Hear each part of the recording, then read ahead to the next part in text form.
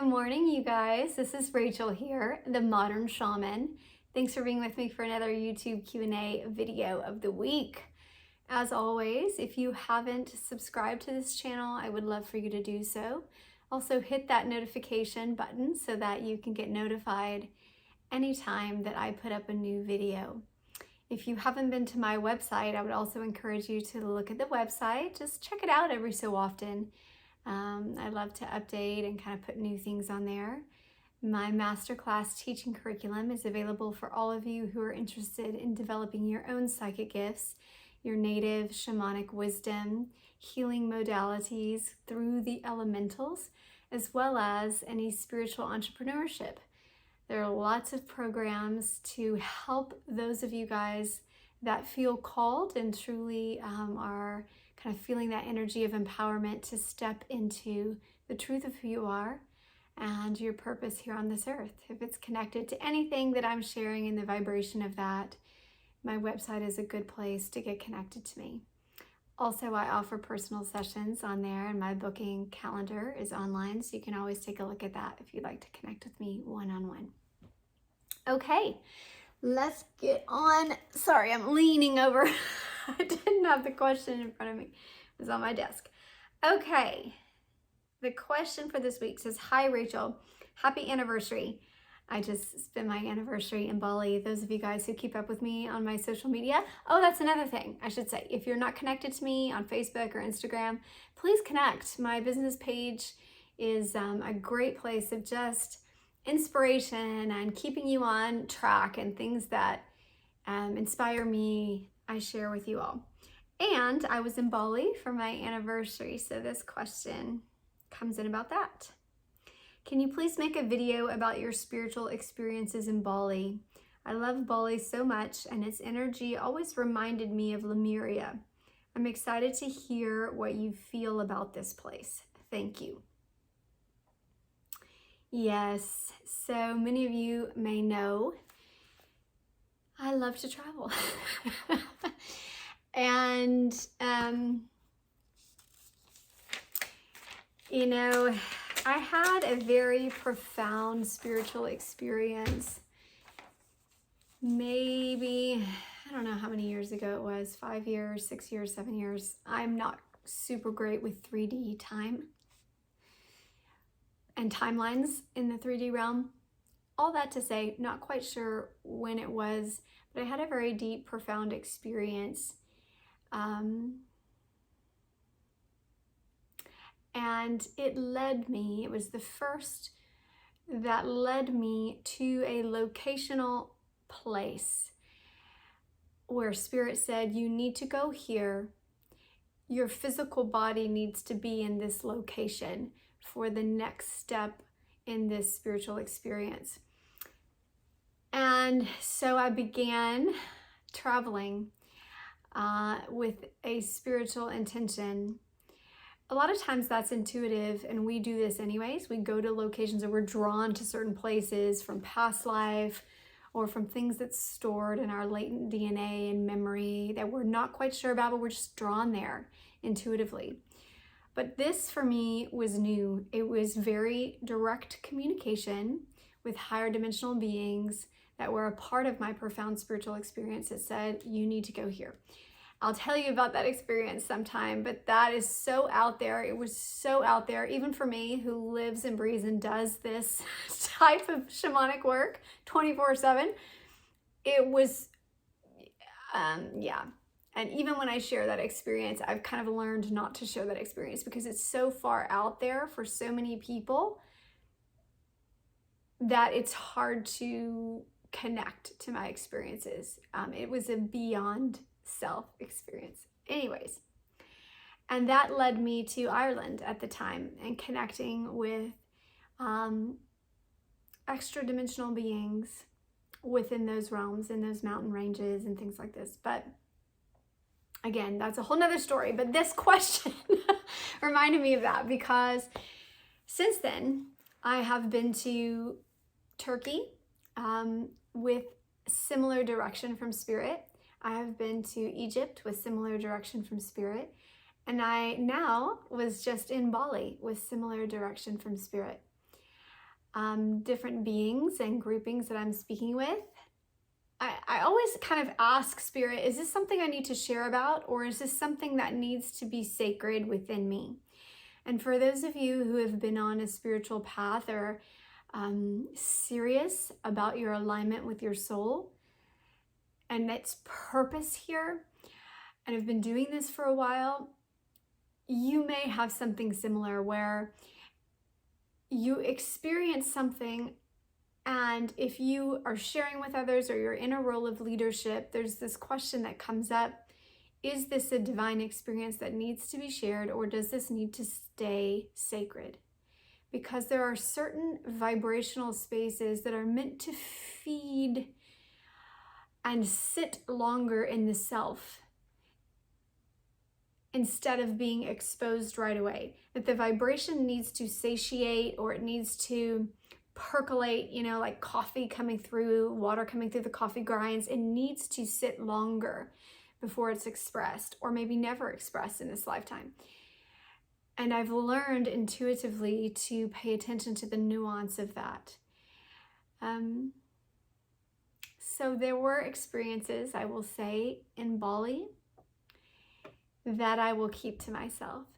But this question asked specifically about my spiritual kind of take on that land. And you asked about Lemuria, which brings me to another point. I forgot about Hawaii. Yeah, Hawaii is my Lemurian connection. I've had profound experiences there with my Lemurian like counterpart. Basically, that's another video. Sorry I'm going on tangents, but this question is just opening a lot. If you can't tell for me. But I was working in Hawaii. I was doing a lecture and healing tour out there. This was probably 5 years ago, and was meditating on the beach there on the main island, and underneath the water saw a being come out of the water. It was like this weird ramp that opened up underneath the sand. And when these experiences happen, these are fifth dimensional beings or higher dimensional realms that exist in our three-dimensional location. So they exist in a specific geolocation in which it's much easier to interact with them. And she was Lemurian. She was like a counterpart. So I was very aware that she was me. She didn't say this, but she was me. Although her face was like very old, she was very old, but she had very tight skin, perfect skin, not like 3D gravity pulling on her, but and she had not white or gray hair, but almost like luminous hair, like no pigmentation, you know, if I was like albino or something. Anyways, and she had it pulled back. And she walked out and started speaking with me. I don't remember what she directed with me. I'd have to look back over my journals during that time, but the experience was very energetically profound. Even if the language is very like, hello, I am this. And she did give me her name, which was in Hawaiian. And I don't often get names, so it stood out to me and I wrote it down. And then I shared that with a client, I believe, at the time.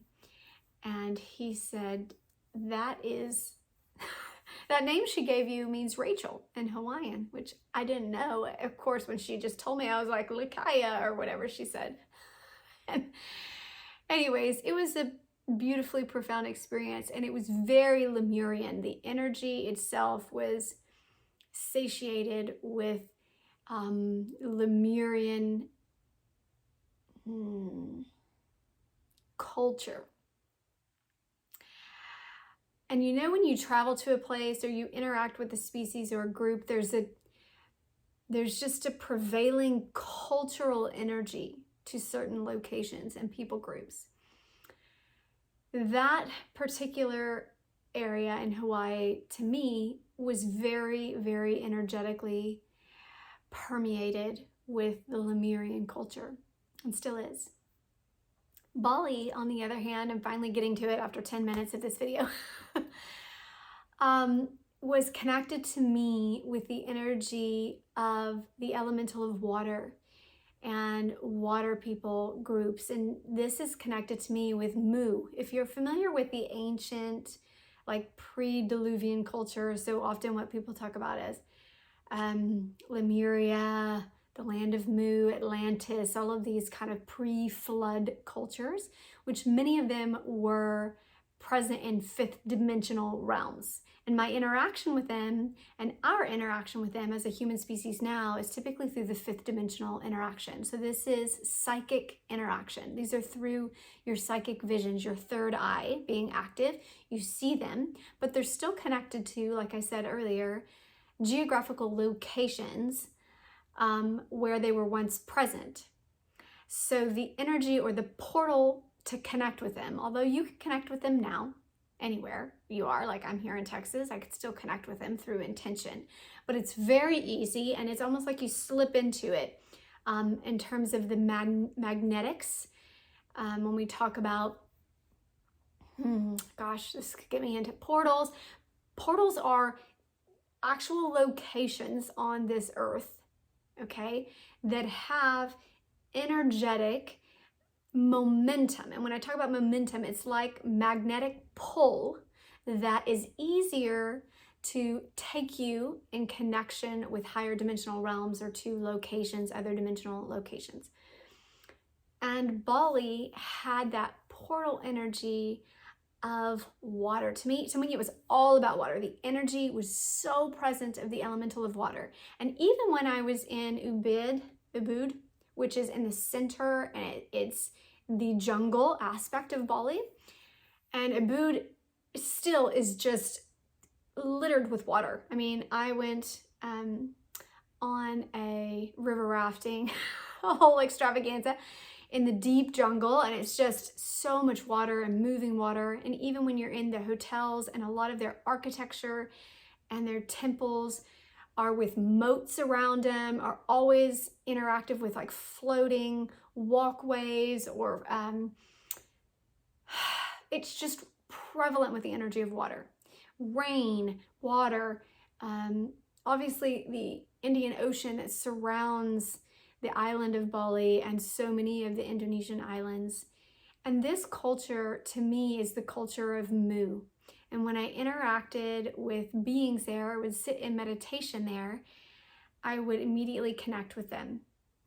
The interesting thing about this culture, as opposed to other pre-Diluvian cultures like Atlantis and Lemuria and Tuatha De Danann, which is the culture that I connected with in Ireland in those mountains, they didn't retreat to other locations on this earth. They retreated outside of this earth.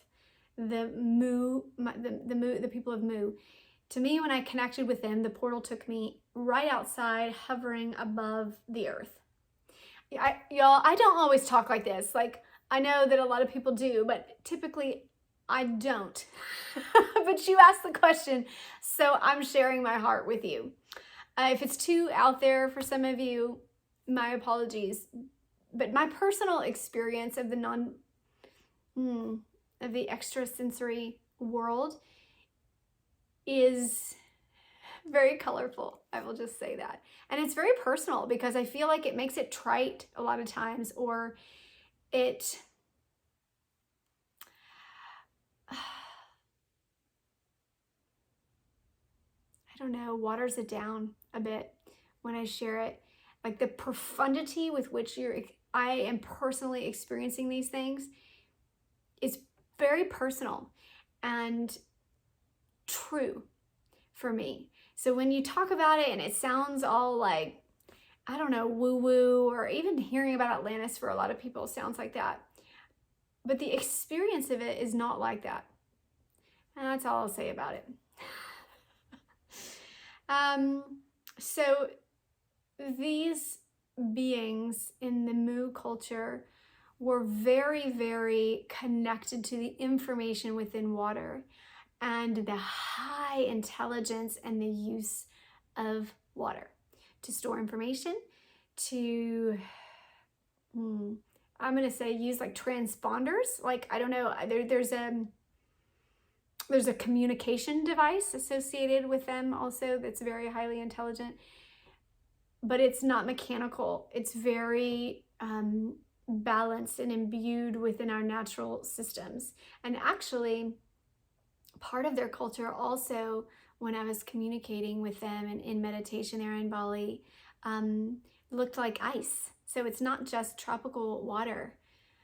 I've never been to Iceland, but I wouldn't be surprised if in some North Pole areas, if there's communication with there also. But water, I felt like, was their elemental form of intelligence.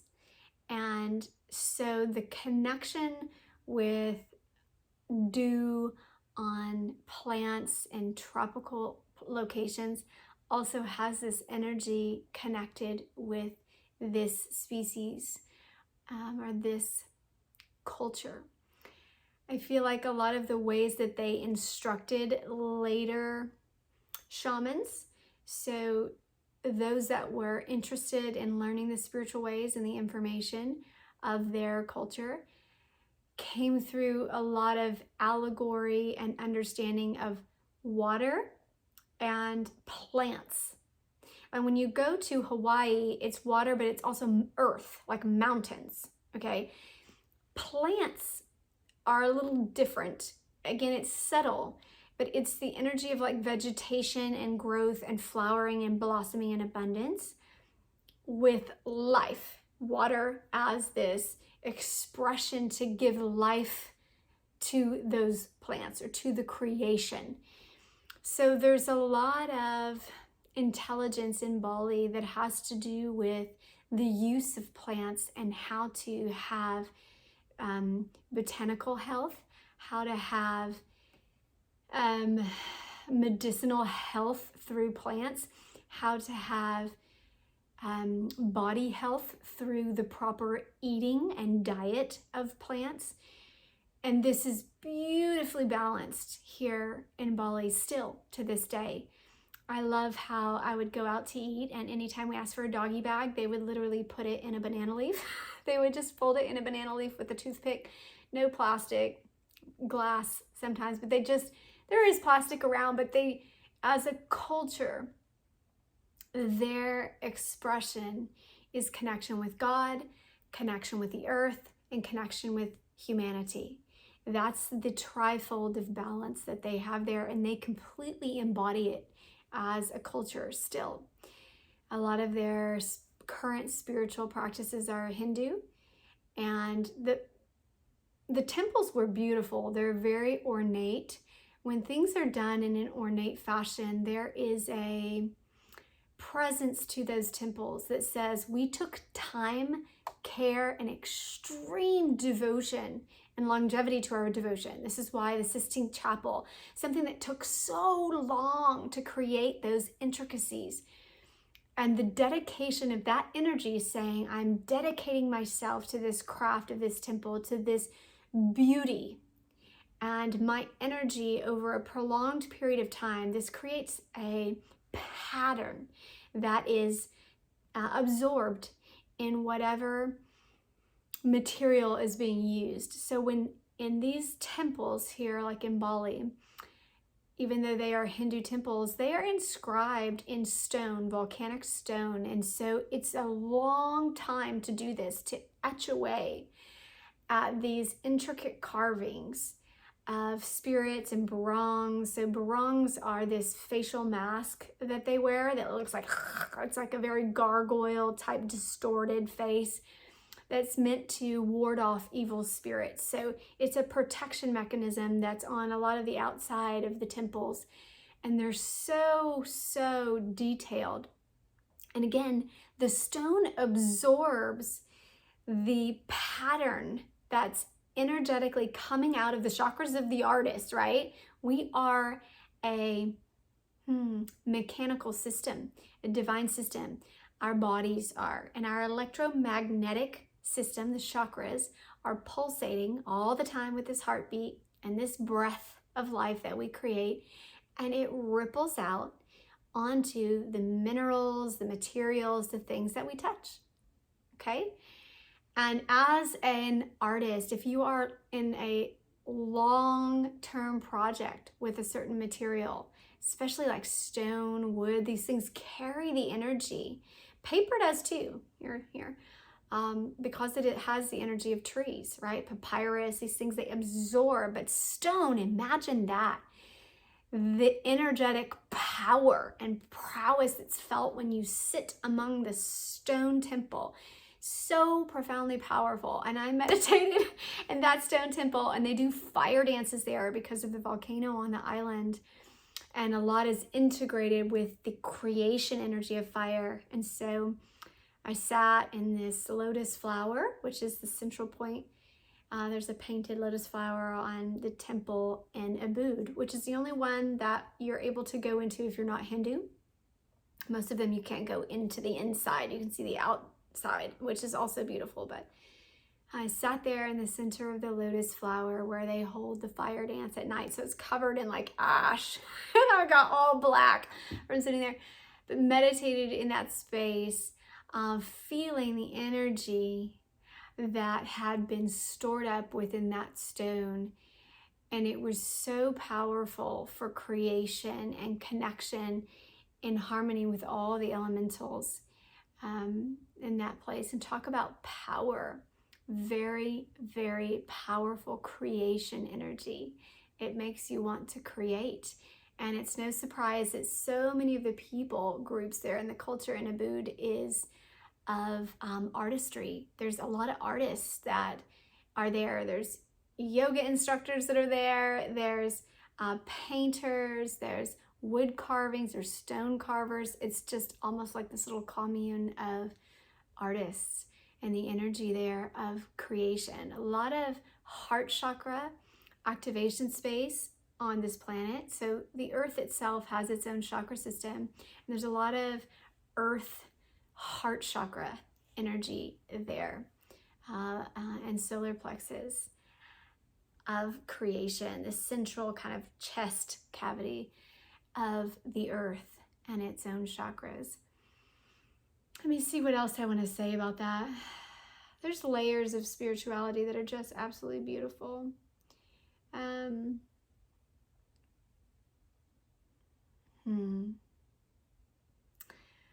I think the biggest takeaway that I had while I was there in Bali was the sense of the profound intelligence, like how intelligent and sophisticated water is, and the use of water and the power of water. I don't know that in our Western world that we are really aware of that, unless you like go to Niagara Falls or something that makes you very aware of the power of water, or even the Grand Canyon, right? They cut through those mountains. But being there in Bali, I felt just surrounded and imbued, like it's within you too, because the humidity feels like you're just soaking in the water in your skin and every pore of your being. And the culture of this ancient awareness of the intelligence of water is like they know how to use it, and there's this sophistication to the connection with that elemental, and it's beautifully divine. Of course, as a woman, there is a very, very primal feminine energy there within water. This is the birth channel of us as a feminine energy. And so even the feminine energy within the masculine form, so men and those that align with being a man, whether you're in a female body or a male body, in terms of the way that your 3D form is created, it brings out your feminine energy in a very creative and expressively beautiful way. I feel like men feel beautiful there. And it brings out a celebration and a sense of worship, I even want to say, like a holiness to the body in a beautiful way in that culture. I could go on and on about this. Maybe I'll do another video about it because this one's going to be long. I would love to encourage you. I'm sitting here going, what's my takeaway? Like, what can I tell you guys to personally connect? I would love to encourage you to connect with the energy within water. Now I think I've shown you back here, I have a private meditation garden, and it is a platform, like a little deck surrounded by water. And this was given to me through a meditation in which Spirit said, make this space. But this is very similar to Balinese architecture, in which water is a part of the spatial creation and movement. And so a lot of pathways, when you're walking up a path, they have water on both sides, or water where the steps are floating in water, even buildings are floating in water. And I would love to encourage you in our little makeshift way to get in your bathtub, get yourself surrounded by water, and I would put some earth element underneath you, like sit on some rocks. Put some rocks in there, maybe some river rocks so they're smooth under your butt. Sit and set the intention to connect with the absolute intelligence of the water around you. Even let the faucet be going so that the water is moving, and then set the intention to let that electrical charge pulse through your own chakras with a sense of birth and creation. This could be a beautiful time of also utilizing the energy of water to connect you with that ancient civilization. If you're drawn to learning more, if you're drawn to that, you were most likely connected to that culture. That's just part of it. It's the memory within you that's saying, remember, remember, this was you, you were here, you're still there. And that was part of my reminder in Hawaii through the Lemurian connection. She's like, you're still here. This is still part of you in a higher dimensional space. So remember, time is malleable and is not experienced the same in 3D as it is experienced in other dimensional realms. So you can connect with aspects of yourself that are still present in multiple cultures and species and dimensions. I hope that this video blesses you in some way, shape, or form and really just connects, and that you are inspired in a way for your own soul. Okay, I'm going to sign off here. Mwah! Blessings. I'll be back next week with another video.